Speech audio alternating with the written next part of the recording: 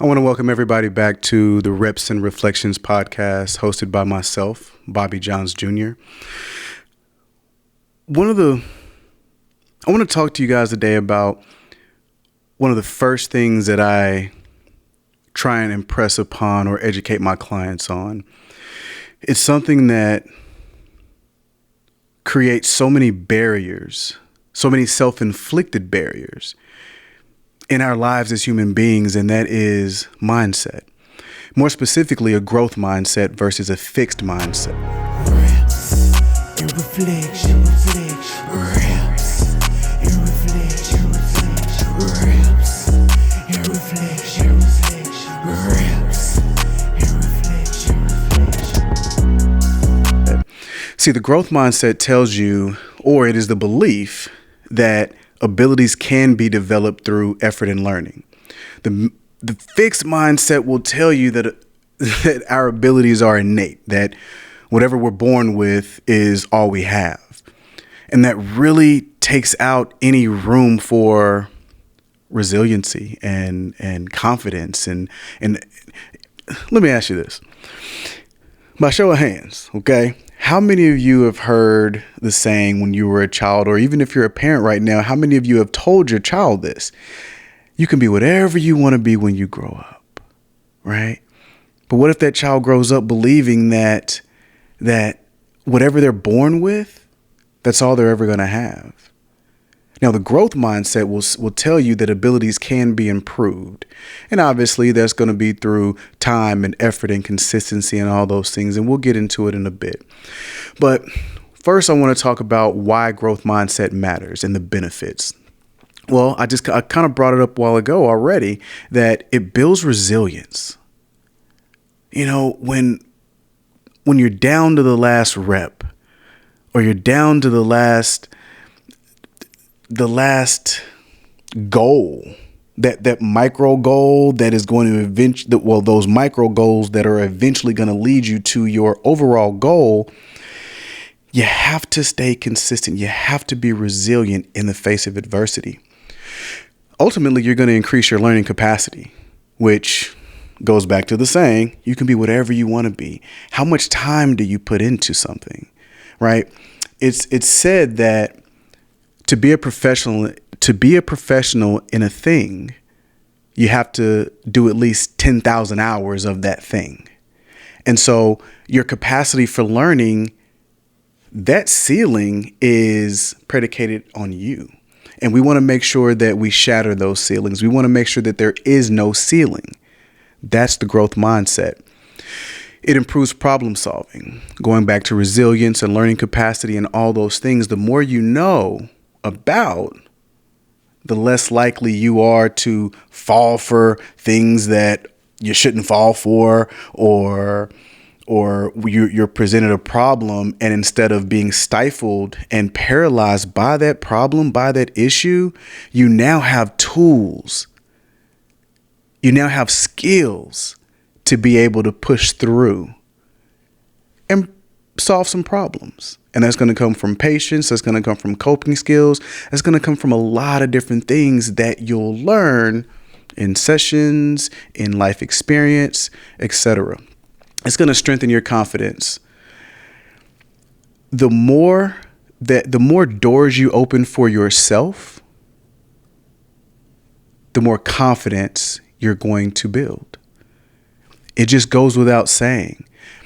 I'll tell you one thing with me that I try to impress upon my clients is, if I'm presented with a problem, if I can solve that problem, hands down, I'm going to do it.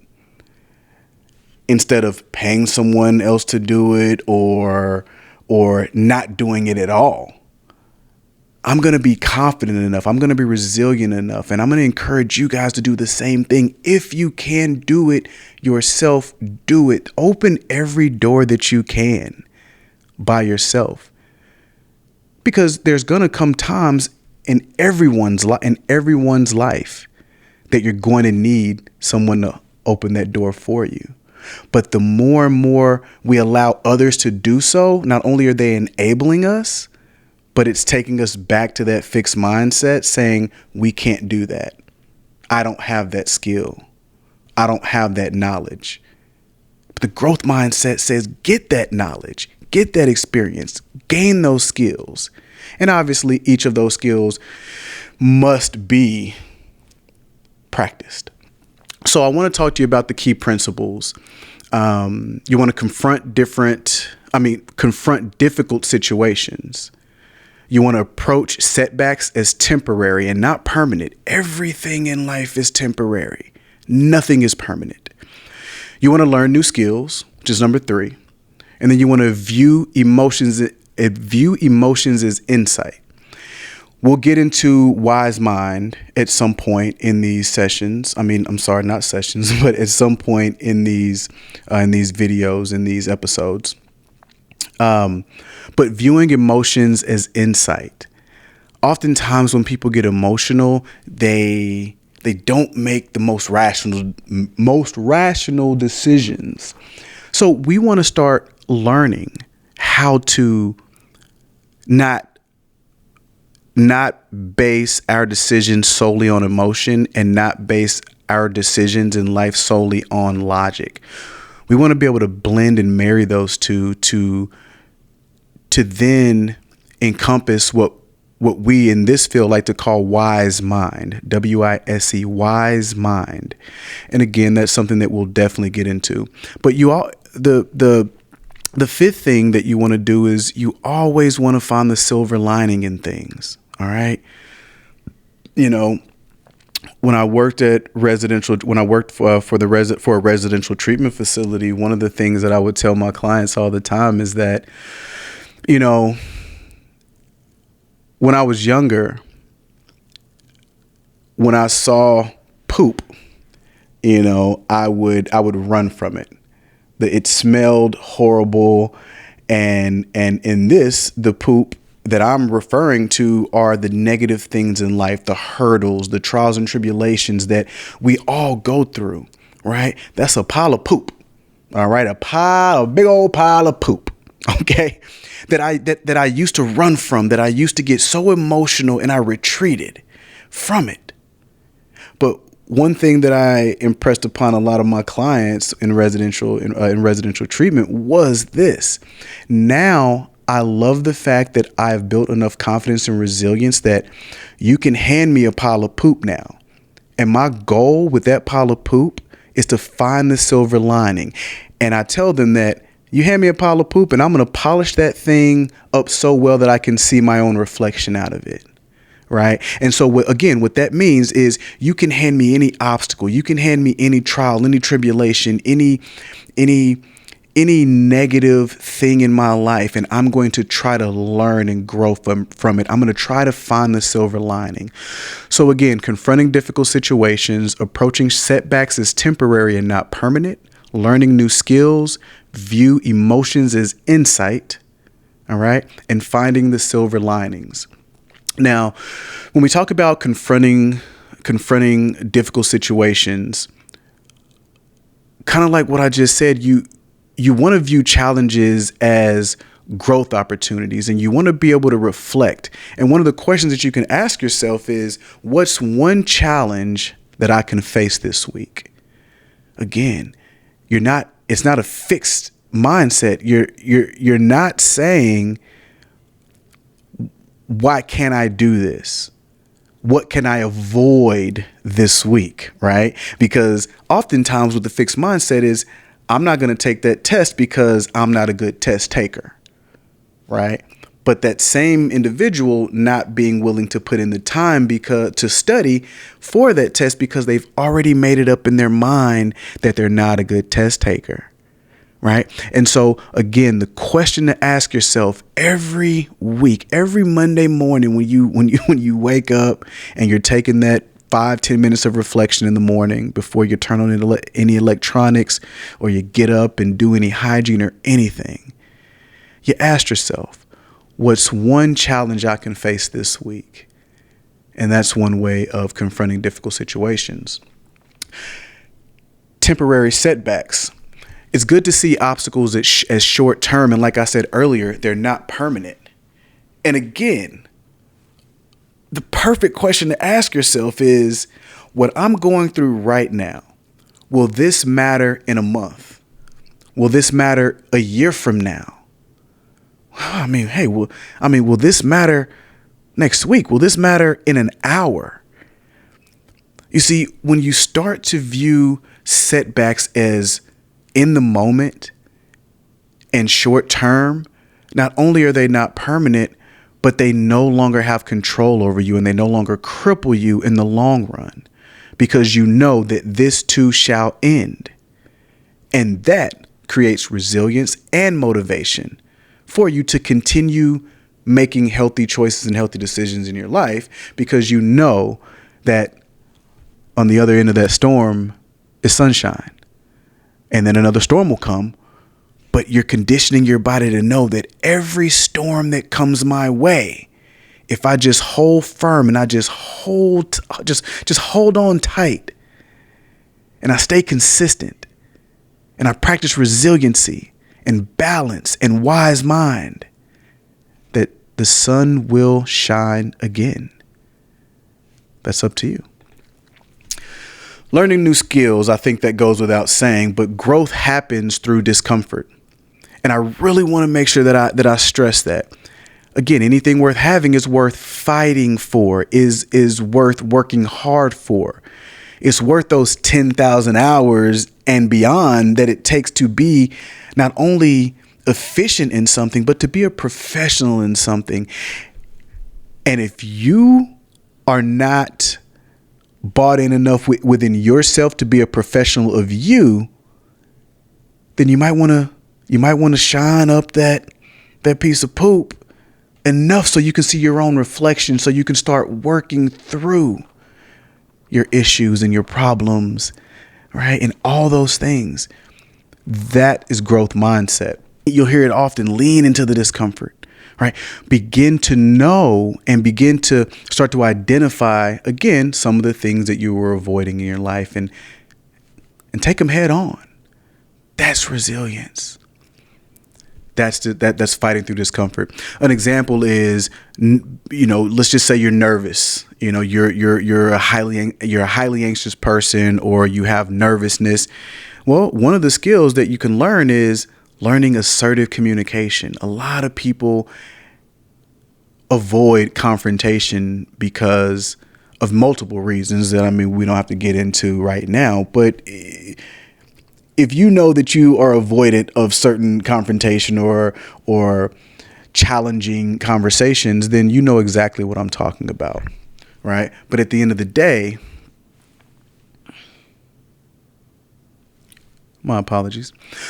But at the end of the day, your overall goal is to work on that nervousness by learning a skill, learning a tool that when you get anxious, when you get nervous, you are able to still communicate. And again, you're not stifled and you're not paralyzed. Again, unboxing yourself, taking some of that weight off of your shoulders, because you don't want to continue to suppress these things in your brain and in your soul and in your body. You want to be able to get them out. So it's going to be paramount that you learn assertive communication, very healthy and very effective communication.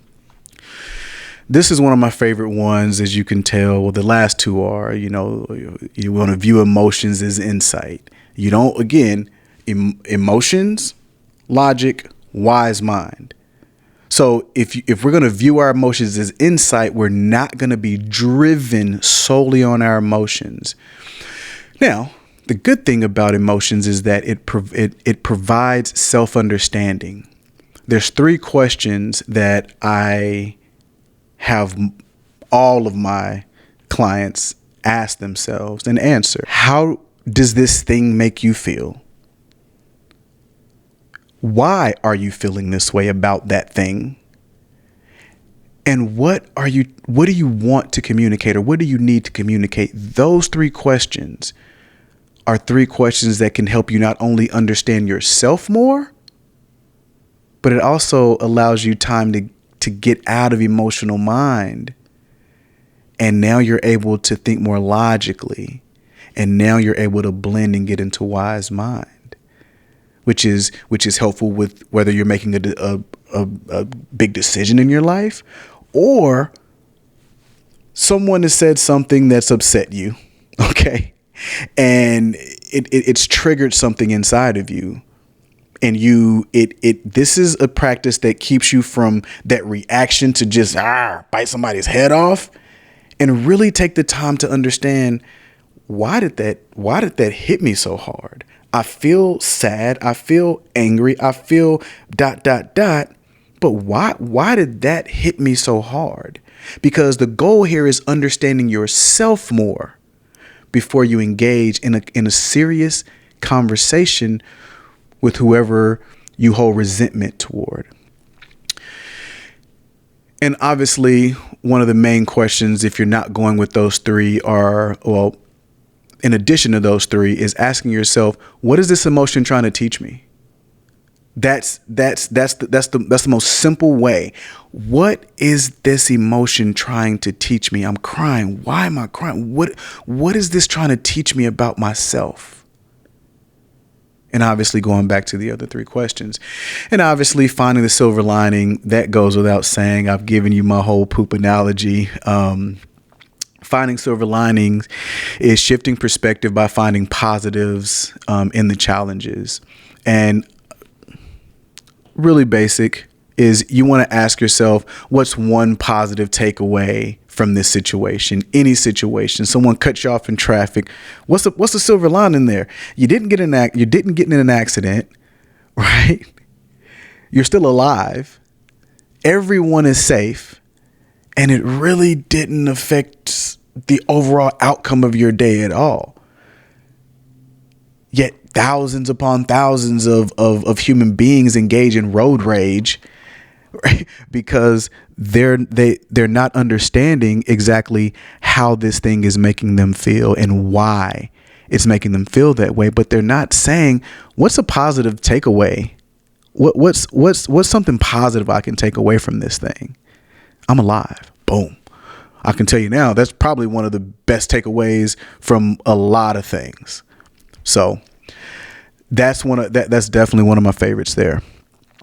So applying growth mindset daily, some of the ideas that we typically have here in coaching, therapy, personal training, even counseling, is journaling prompts. Journaling prompts are so effective because one of the main relationships in life that we avoid or neglect is our relationship with ourselves. We don't check in with ourselves enough, ladies and gentlemen. We don't, right? Again, we have these two eyes and we're able to see out, but we very rarely look in the mirror. Yeah, when you're doing your hygiene, you're brushing your teeth, washing your face, and you may catch a glimpse when you're in the car looking through the rear view mirror. But ultimately, we don't sit in those quiet moments with ourselves. It's not comfortable. But growth mindset says that if you want to grow, if you want to grow and learn, you have to be willing to go through the trenches. You have to be willing to go through those uncomfortable situations. You have to get comfortable being uncomfortable. That's the key to one of the main keys to growth mindset. So journal prompts really help you because you think about meeting someone new. You ask them a lot of questions to get to know them. When's the last time that you've asked yourself in-depth questions? There's a movie that I used to love as a child. I won't name it. But it had Michelangelo, Donatello, Leonardo, and Raphael in it. Some of you may know what I'm talking about. When the movie came out, I was a kid. The original. And when I tell you that was my favorite movie, okay, you couldn't tell me that I was not Michelangelo. You couldn't tell me I wasn't Raphael. I was like, I'm a perfect blend of both of those. And I'm a bad mama jamma or papa jamma, whatever you want to call it. What I learned is, as I got older, I realized that watching that same movie as an adult Wasn't a very good movie. Well, in its time, it was a good movie, but when I look back on it, I was like, oh my God, that I used to like that. Yes, because I had a different perspective, right? I had a different view on life. I had different experiences and all those things. And I've grown and my taste buds have changed as I've gotten older. So many things have changed. But if I'm not willing to look at myself, if I'm not willing to talk to myself and learn about myself, because the only constant thing in life is change, right? And as we continue to grow, we do just that. We grow in every aspect of the word. And we have to start realizing that we have to check in and we have to prompt ourselves and communicate all the changes in life that we go through. I brought up a little earlier, but we also want to set micro goals. You know, when you sit down and you break down your monthly goals or your yearly goals or your 3-year plan, 5-year plan, whatever the case is, you're not going to do it in leaps and bounds. Everyone knows the saying that Rome wasn't built in a day. And I get that. And it's true. Rome was not built in a day. But it was built day by day. Right? Blood, sweat, and tears. It took one day at a time to build Rome. Well, imagine that you're Rome. You have to build it brick by brick. Okay? You have to first get a foundation, and those are the micro goals. You build the foundation. Oh, what do I do now? Oh, now I'll do the frame. Oh, now what? Now I do some drywall and some electric and some insulation and all those things, right? And so you think about all the things that you have to do to see the house, to see the Coliseum, or to see whatever goal that you have. We have to figure out what the micro goals are. That does a couple of things. A, it keeps you on track. And B, you're able to celebrate each and every small win because you're making that psychological connection in your brain that I am working toward that goal. Therefore, I am being consistent. And now I'm feeling better about myself because I am accomplishing more and more every day. And again, to kind of culminate all of this is daily self-reflection. And I kind of spoke to it already, but you just want to make sure that you look at yourself. You affirm yourself. You take time out for self-care. You take time for your fitness. You be healthy. There's a reason as a country we're the unhealthiest country in the world, right? We have to start living life, not just surviving, ladies and gentlemen, not living in this fixed mindset that I was born this way, so I have to stay this way. No. Your mental health is important. Your physical health is important. And when you combine those two, that's living. That's living. That is punching a ticket to one more breath, one more hour, one more day, one more month, one more year with the people that you love when you really take care of yourself. Now, there's no promise of any of that, but it most definitely increases your chances to fight off illnesses, to fight off sicknesses, to fight off whatever it is that you need to fight off. It builds character. It builds strength. It builds you as a human being holistically. And hopefully, if you're watching this podcast, that's the goal. Okay. So I'm going to read off a couple of scenarios here for growth mindset in action. So Maria starts a new job that requires learning a complex software system. At first, she feels overwhelmed and worries she might not be good enough because others seem to catch on faster.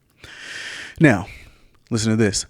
The fixed mindset reaction says, I'm just not good with technology. I'll never get this.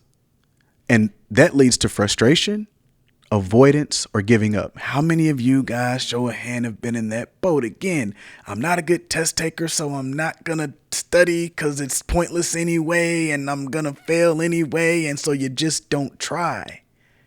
Now, the growth mindset says this is tough right now, but if I keep practicing and asking for help, I can learn it. It's the hope that if I put in the time, I can learn it. I can do this. The only person that can tell you what you can and can't do is yourself.